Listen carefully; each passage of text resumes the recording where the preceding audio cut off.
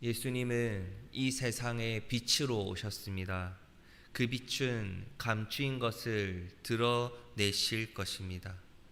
빛으로 오신 예수님 앞으로 우리가 나아갈 때에 지나간 과거의 모든 삶, 숨겨진 죄, 내가 잊어버린 죄까지도 하나님께서는 다 드러내게 하실 것입니다. 유대교 지도자들은 이래서 예수님을 싫어했습니다. 내가 하나님을 가장 잘 믿었고 내가 하나님의 율법 가운데 가장 잘 살아가고 있고 예수님 앞에서 먼저 된 줄 알았지만 예수님 앞에 서서 예수님이 빛으로 오셨을 때 그들은 가장 먼저 된 자가 나중된다고 말한다는 것을 듣고 말았습니다. 세리보다 내가 정죄하던 다른 사람들보다 바리새인을 비롯한 유대교 지도자들이 지독한 죄인이라는 것이 계속해서 밝혀졌기 때문에 그들은 예수님을 미워했고 싫어할 수밖에 없었습니다. 빛으로 오신 예수님 앞에서 내 모습을 가장 정확하게 봤을 뿐인데 빛으로 오신 예수님을 통해서 내가 어떤 사람인지를 가장 정확하게 볼 수 있었을 뿐인데 그것을 받아들이기가 어려웠습니다. 내가 죄인이라는 것, 내가 죄인이라는 것을 주님 앞에서 하나님의 말씀 앞에서 그것을 보면 볼수록 보기가 더 어려워졌던 것입니다. 20, 30대 젊었을 때 가장 이쁘고 잘생겼던 그때의 얼굴을 기억하고 지금 거울 속에 비치는 더 아름다운 내 모습을 받아들이지 못하는 우리의 모습은 아닐까요? 우리의 민낯이 어디서 제일 먼저 드러납니까? 우리의 정확한 모습을 어디에서 볼 수 있습니까? 바로 하나님의 말씀, 이 말씀이 전하는 복음, 그 복음의 전부인 예수 그리스도의 십자가에서 우리는 볼 수 있습니다. 예수님이 십자가에 달려 죽으셨습니다. 내가 너를 위하여 십자가에 못 박혔다 라고 말씀하십니다. 그런데 우리는 그 주님의 말씀 앞에서 가장 당황스럽습니다. 로마 시대 자국민은 받지도 않던 정치범들이 흉악범들이 받던 제일 악한 죄인들만 받았던 그 십자가형, 주님, 제가 그 정도였습니까? 제가 그렇게 큰 죄인이었습니까? 라고 주로 되묻기만 합니다. 내가 하나님 앞에서 어느 정도 죄인이었냐고, 정말로 내가 죄인이라는 고백보다는 나의 그 실상을 받아들이기가 어려워 피하기만 하고 숨기만 할 뿐입니다. 내가 못 보는 내 위치를 빛으로 오신 예수님께서 보여주신 것인데 그것을 받아들이기가 너무나도 어렵습니다. 어둠 속에 갇힌 자는 절대 나를 볼 수 없습니다. 하나님의 말씀 앞에서 빛으로 오신 예수님 앞에 똑바로 서지 못한다면 우리는 우리가 어떤 자인지를 제대로 깨닫지를 못한다는 것입니다. 빛 가운데로 빛으로 오신 주님 앞에 나를 끄집고 들고 나아가야 내가 누구인지를 알 수 있습니다. 빛 앞에서 빛 가운데 드러난 나 자신을 제대로 볼 수 있는 방법이 빛으로 오신 주님 앞에 나아가는 것입니다. 사도 바울은 다메섹 도상에서 빛으로 오신 주님을 만났습니다. 사흘을 식음을 전폐하고 회개하였던 사도 바울, 바로 빛으로 오신 주님 앞에서 내가 어떤 자인지를 정확하게 알고 깨닫고 받아들였기 때문입니다. 당대 바리새인 중에 바리새인이요 율법 가운데 율법을 제대로 지키고 살아갔던 자가 사도 바울. 그런 사도 바울도 빛으로 오신 예수님을 만나고 나서야 내가 얼마나 추한 사람인지를 깨닫고 사흘을 식음을 전폐하고 주님 앞에 회개하며 나아갔던 것입니다. 대부분의 사람들은 빛으로 오신 주님 앞에서 내가 어떤 사람인지를 깨닫고 나면 그 주님을 만나고 나면 비명을 지르며 숨기 바쁩니다. 감추기 바쁩니다. 예수님 앞에만 서면 왠지 심판을 받아 지옥에 갈 것 같기 때문입니다. 내가 죄인된 모습을 깨닫고 나면 혼날 것 같은 그 마음에, 심판받을 것 같은 그 마음에 숨기 바쁘고 감추기 바쁜 것입니다. 이건 내가 누군지 제대로 알지 못할 때 사단이 주님 앞으로 더 가까이 나아가는 것을 끝까지 방해하는 유혹 가운데 하나입니다. 우리는 이 유혹을, 이 감추려는 유혹을, 숨기려는 이 유혹을 이겨내고 주님 앞에 더 담대히 나아가야 하는 것입니다. 47절 받는 느낌입니다. 하지만 예수님은 심판하러 오신 것이 아닙니다. 예수님이 심판하러 오신 것이 아니라 47절을 보면 내 말을 듣고 지키지 아니할지라도 내가 그를 심판하지 아니하는 것이며 내가 온 것은 세상을 심판하려는 것이 아니라 세상을 구원하려 왔다는 그 주님의 말씀을 바로 깨달을 때 우리가 어떻게 반응해야 하는지를 더욱 잘 알 수 있다는 것입니다. 예수님은 심판하러 오신 것이 아닙니다. 우리를 혼내러 오신 것이 아닙니다.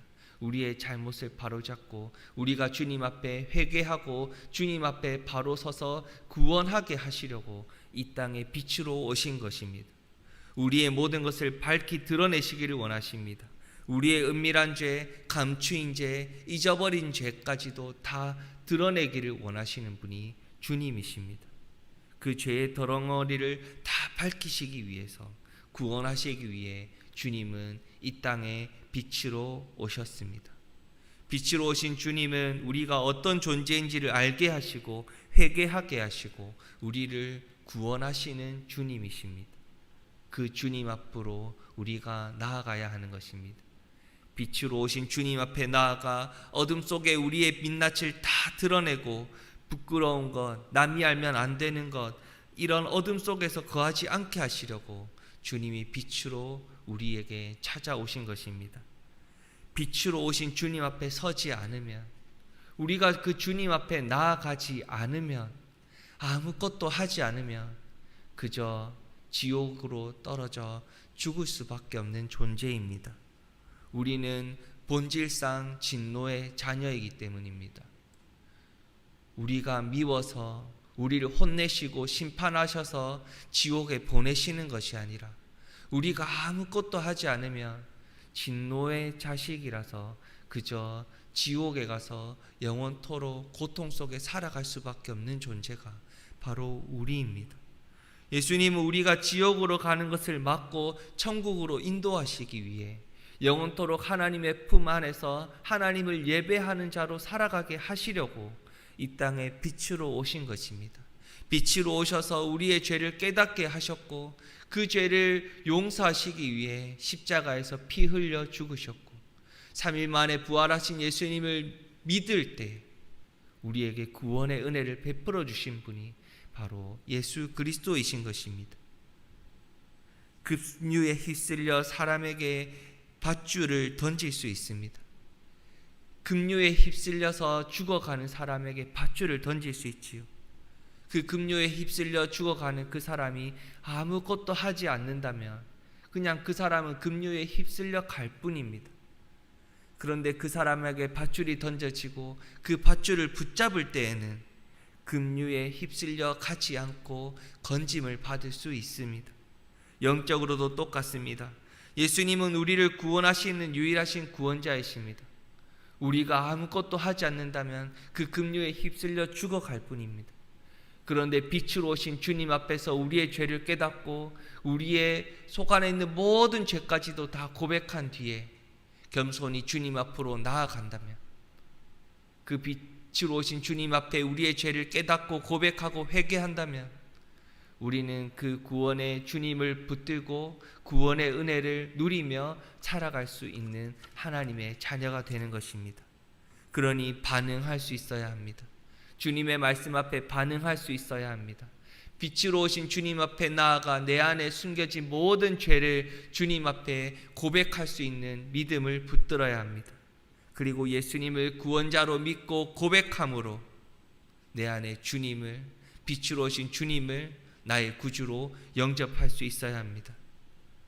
우리는 살아가면서 어둠의 일로 유혹은 계속될 수 있습니다. 그 일들이 내게 계속해서 유혹이 될 수 있습니다. 그러니 오늘도 쉬지 않고 빛으로 오신 주님 앞에 나아갈 수 있어야 하는 것입니다. 주님이 내게 찾아오셨으니 그 주님 앞으로 나아가는 것을 쉬지 않고 끝까지 함으로 우리의 죄를 주님 앞에 고백하고 우리의 죄를 깨끗하게 용서함 받고 주님의 자녀로 오늘을 살아갈 수 있어야 합니다. 어둠 속에 숨었던 우리의 모습들을 다 벗어버리고 빛 가운데 거하며 주님 앞에서 나의 진짜 모습으로 오늘을 살아갈 수 있어야 합니다.